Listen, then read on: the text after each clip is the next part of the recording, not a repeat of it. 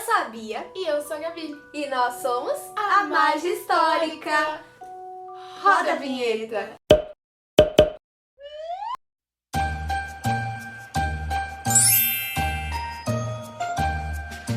E o filme de hoje é Anastácia, de 1997. E a nossa história se passa na Rússia em 1917. E antes de qualquer coisa, antes de você vir aqui comentar, mas Anastácia não é da Disney, a gente veio justificar o porquê a gente tá falando de Anastácia hoje. Bom, originalmente, Anastácia foi um filme produzido pela Fox Animation, uma antiga divisão, hoje em dia já extinta, que é o grande grupo, hoje em dia da Fox, responsável pelos processos de animação. Recentemente, a dona Walt Disney Company acabou comprando a produtora e incorporou os filmes da Fox ao seu catálogo de filmes. Inclusive, na plataforma Disney Plus, recentemente estreada aqui no Brasil e já há mais de um ano estreada lá fora em alguns outros locais do mundo, a Anastácia aparece no catálogo da Disney. Então sim, meus amigos, hoje no mês de dezembro a gente pode contar um pouquinho dessa história muito bonita, porém trágica de Anastácia para vocês. Porque foi no mês de dezembro. Você vai vir pra mim, foi no mês de dezembro. A história se passa em 1917 na Rússia, durante a Revolução Russa.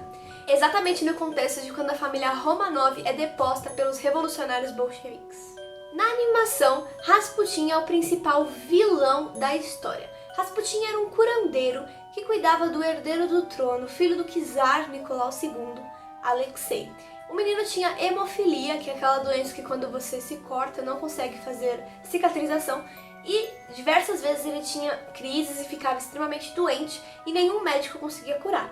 Agora, o curandeiro Rasputin, ele era considerado um homem santo e foi chamado pela rainha, pela czariana, para curar o menino, e ele conseguia uns tratamentos que deixavam o menino mais saudável. Por isso, a família real começou a ter um apreço muito forte pela companhia de Rasputin e começou a colocá-lo dentro de sua própria família. Rasputin então começou a manipular e usar a família real ao seu favor, dando conselhos ao czar e à czarina que favoreciam somente a ele e podiam também causar alguns conflitos dentro do governo da Rússia. Reforçando que todo esse contexto envolvendo Rasputin é relatado na animação produzida pela Fox. Então não se sabe ao certo se a gente pode atribuir a essa figura ou a qualquer outra figura os desejos, vontades e decisões que o czar tomou durante seu governo. Rasputin, na animação, amaldiçoa toda a família, falando que não quer que nenhum Romanov poderá sobreviver e que dentro de 15 dias todos eles serão mortos. E na animação, o Rasputin faz uma magia que incita a população russa a fazer a revolução e na mesma noite matar toda a família real e botar fogo no palácio. E é aí que surge a história da Anastácia, porque na animação, Anastácia consegue fugir com sua avó, mas acaba batendo a cabeça no meio do caminho e fica desacordada. E é levada para um orfanato e fica perdida por um grande período de tempo. Na história da animação, ela tem apenas 8 anos e é uma criança. E é válido lembrar que a Anastácia só começa a se recordar de alguns fatos com um pouco mais de precisão, que até quando ela canta a famosa música Foi no mês de dezembro, quando ela de fato vai pro castelo, ela começa a ver ali os locais e a memória dela começa vagamente a se recordar de alguns fatos. Até então, toda essa questão da família Romanov, do czar, da mãe e do pai dela havia completamente sumido de sua cabeça. Bom, e como a gente já reforçou, tudo que a gente disse até agora foi extremamente ficcional.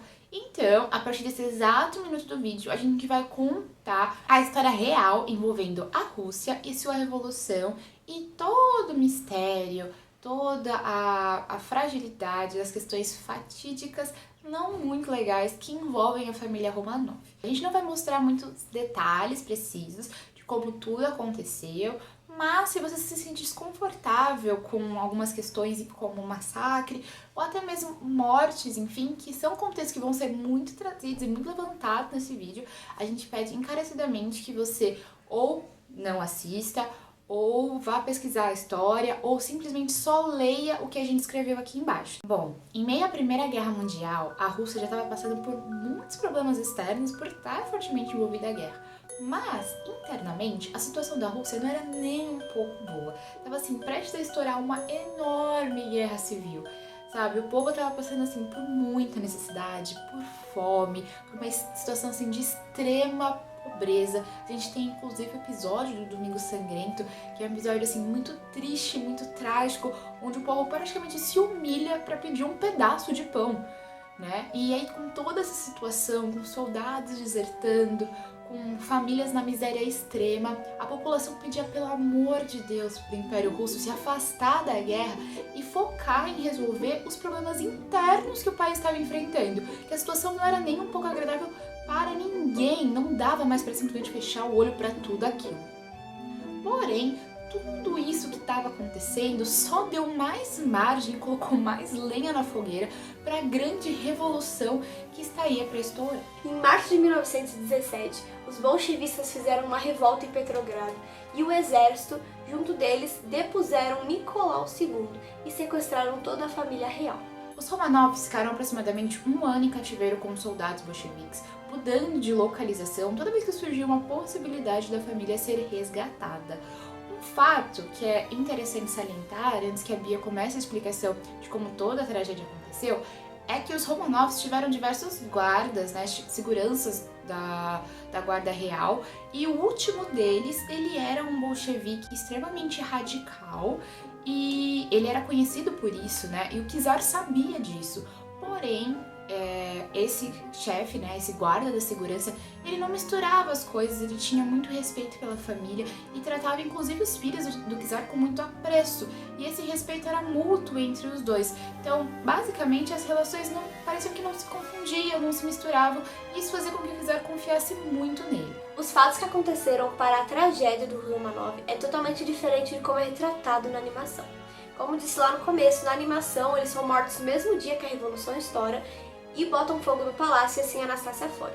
Já na vida real eles ficaram presos em cativeiro e foram acordados na madrugada do dia 17 de março de 1918 com a notícia de que eles seriam libertos e levados para fora do país. Eles já estavam no terceiro cativeiro, né, terceiro lugar de cativeiro, lá perto da Sibéria, e agora eles já tinham a esperança de que finalmente eles iriam conseguir sair do território russo em segurança para ir atrás dos seus parentes que estavam na Inglaterra, na França e entre outros. Os soldados encaminharam o czar Nicolau, sua esposa Alexandra, suas filhas Olga, Tatiana, Maria e Anastácia e seu filho caçula Alexei para o porão da casa onde eles estavam, com a desculpa de estarem esperando o carro que iria levar eles para fora do país. O czar então pede cadeiras para que sua esposa e seu filho doente possam se sentar e esperar. Quando todos estão enfileirados esperando o carro, entra esse comandante, Yarovsky, e ele diz a sentença de morte da família real assinada por Vladimir Lenin, o chefe da Revolução Russa. E então, automaticamente, todos os soldados fuzilam a família real inteira, seus funcionários e também alguns membros da parte médica que cuidava da família. É interessante reforçar isso, que não somente a família, mas como todos os criados e todo mundo que fazia parte ali do contexto, né, social da família foi morto junto a eles. Há quem diga que a execução ela foi tão trágica que lembrava uma fotografia. Parecia que estavam todos ali dispostos, preparados e prontos para tirar uma foto, que era muito comum na família real, e na verdade eles estavam para tirar a foto da morte, né? Porque após isso ocorreu o incidente trágico. Todos os relatos que a gente tem desse momento são relatos dos próprios soldados bolcheviques que mandaram para Lenin, para o governo, contando tudo o que aconteceu. Então, a fonte acaba sendo não muito precisa, porque é através de um relato oral que pode ter sofrido modificações. Afinal, naquela época na Rússia, era muito difícil você errar. Então, eles tinham todo um plano a ser executado, e se qualquer ponto desse plano falhasse, era óbvio que eles não iam relatar isso para o Lenin ou para o seu comandante, né? Porque isso podia ocasionar, inclusive, na morte deles. E há relatos de que, inclusive, alguns dos soldados estavam alcoolizados quando tudo aconteceu. E vale também reforçar que eles eram soldados entre aspas, porque muitos mal sabiam pegar numa arma direito, eles não eram de fato treinados, não estavam preparados para um massacre como esse que aconteceu. Como foi anunciado somente a morte do czar Nicolau por parte da União Soviética, muitas pessoas ficaram confusas o que aconteceu exatamente com o paradeiro da família real, dando assim margem para diversas teorias e diversas conspirações de que alguma das princesas estaria viva.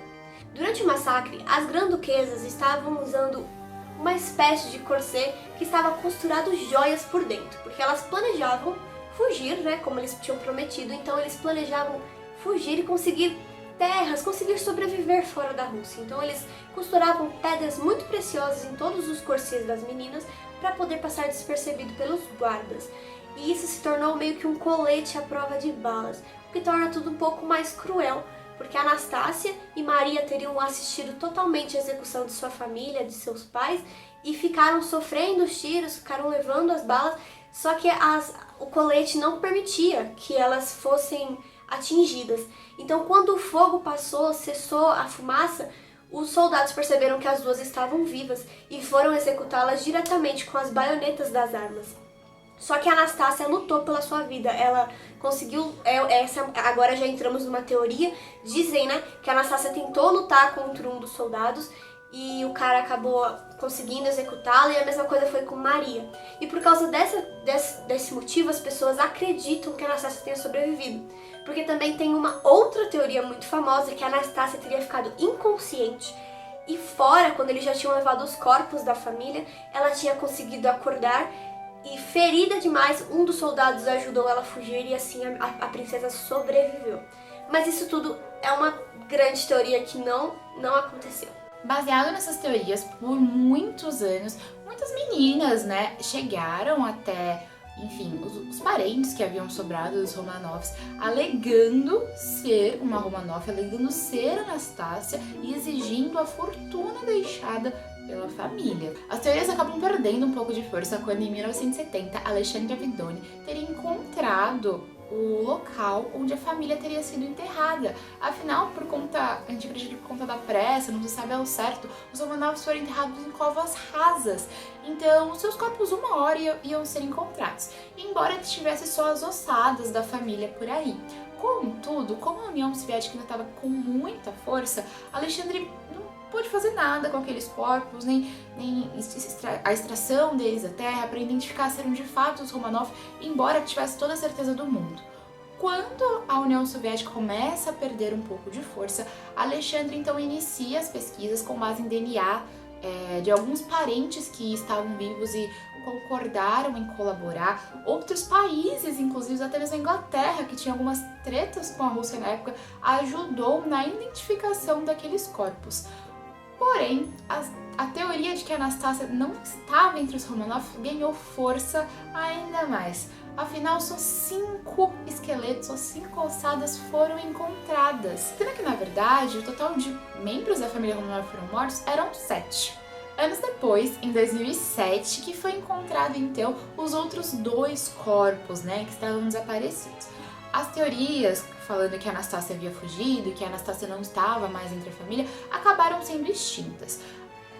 Há quem diga que todo mundo ligava essa ossada perdida à Anastácia, porque a Anastácia sempre foi mais ativa, ela sempre foi uma menina mais esperta, então assim, se alguém tivesse capacidade de fugir, seria a Anastácia, por isso acabaram ligando isso diretamente a ela.